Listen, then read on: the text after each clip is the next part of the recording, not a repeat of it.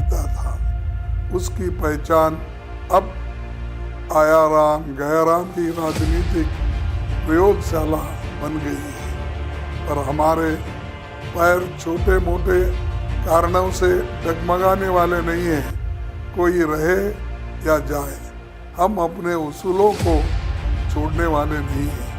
पर हमारे पैर छोटे मोटे कारणों से डगमगाने वाले नहीं हैं। कोई रहे या जाए, हम अपने उसूलों को छोड़ने वाले नहीं हैं। किसी को धोखा नहीं दिया, किसी को सम्मान देने में कमी नहीं रखी।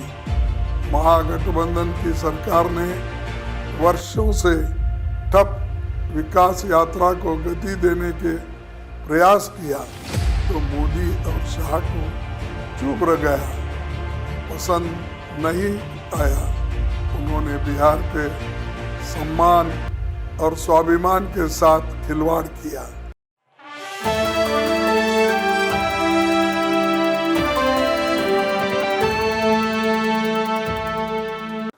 नमस्कार, मेरी बहुत इच्छा थी आज पूर्णिया में आपके पास आने की, पर मौसम खराब होने के वजह से मैं नहीं पहुंच सका।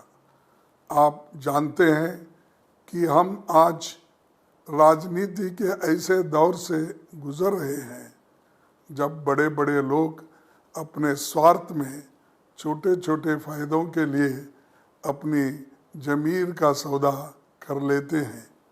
पर हमारे बीच एक ऐसा व्यक्ति है जो सिर्फ सिद्धांतों की राजनीति करता है, जो राजनीति के माध्यम से लोगों को सिर्फ देने की सोचता है, कभी कुछ खुद के लिए पाने की नहीं। राहुल गांधी जी वर्तमान राजनीति में एक ऐसे नेता है जिन्होंने अपने लिए त्याग, तपस्या और बलिदान का रास्ता चुना है।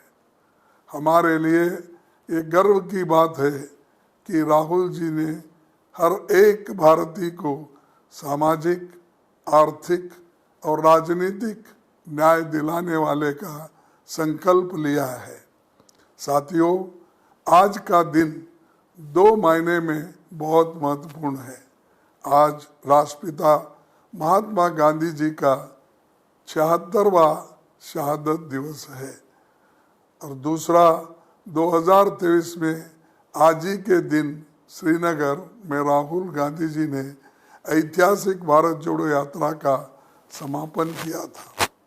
बिहार लोकतंत्र की जन्मभूमि है। भगवान बुद्ध को यही ज्ञान मिला, यही महावीर और गुरु गोविंद सिंह की जन्मभूमि है।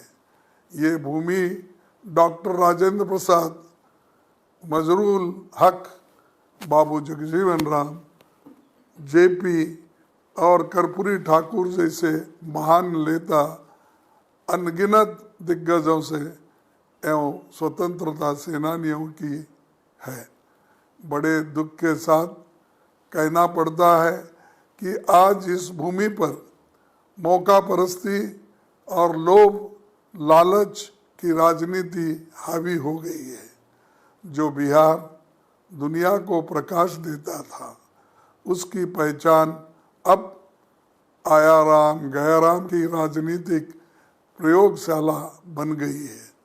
पर हमारे पैर छोटे मोटे कारणों से डगमगाने वाले नहीं हैं। कोई रहे या जाए, हम अपने उसूलों को छोड़ने वाले नहीं हैं। पर हमारे पैर छोटे मोटे कारणों से डगमगाने वाले नहीं। कोई रहे या जाए, हम अपने उसूलों को छोड़ने वाले नहीं हैं। हम में महात्मा गांधी, सरदार पटेल, राजेंद्र बाबू, मौलाना आज़ाद की रूह है। हम इन्हें कायम रखने के लिए आखिरी सांस तक लड़ेंगे। कांग्रेस पार्टी ने किसी को धोखा नहीं दिया, किसी को सम्मान देने में कमी नहीं रखी। महागठबंधन की सरकार ने वर्षों से ठप विकास यात्रा को गति देने के प्रयास किया तो मोदी और शाह को चुप रह गया, पसंद नहीं आया। उन्होंने बिहार के सम्मान और स्वाभिमान के साथ खिलवाड़ किया। बिहार के विकास के लिए यूपीए सरकार में 2 लाख करोड़ रुपए दिया गया था। इसमें 6 power project, national highway, PM ग्राम सड़क योजना के तहत कई बड़े काम हुए। लेकिन मोदी सरकार जी ने बिहार के साथ हमेशा सौतेला व्यवहार किया। जो मदद मिलती थी वो भी बंद हो गई। चुनाव से पहले 1,15,000 करोड़ रुपए देने की घोषणा मोदी जी ने पटना के गांधी मैदान में की, पर वो पैसा कहाँ गया कोई नहीं जनता। बिहार ने 40 में से 39 सदस्य भाजपा गठबंधन को दिया, लेकिन मोदी जी ने बिहार की जनता को इसके बदलों में कुछ नहीं दिया, बिहार को पीछे ही ढकेला। मैं पूर्णिया की सभा में आए लोगों को खास तौर पर कहना चाहता हूँ कि इस इलाके की एकता को तोड़ने के लिए बीजेपी माइनॉरिटी और मेजॉरिटी का कार्ड खेलती है। आप लोगों को बहुत सावधान रहना है। कट्टरता से कभी किसी देश या किसी कौम का भला नहीं हो सकता। 2014 और 2019 के मुकाबले में आज कांग्रेस बहुत मजबूत स्थिति में है। इसी से बेचैन बीजेपी सहयोगी दलों को तोड़ने का, उनमें दरार डालने का काम कर रही है। ईडी, सीबीआई, आईटी सभी जुटे हैं। महाराष्ट्र और बिहार में जो हुआ वो खेल जारी रहेगा। पूर्व मुख्यमंत्री लालू यादव जी के परिवार को भी परेशान किया जा रहा है। झारखंड के मुख्यमंत्री के ऊपर भी ईडी का दुरुपयोग कर रहे हैं सरकार, और सरकार को अस्थिर करने का खेल खेला जा रहा है। आपसे अपील है कि ऐसा करने वालों का सजा जरूरी देना है।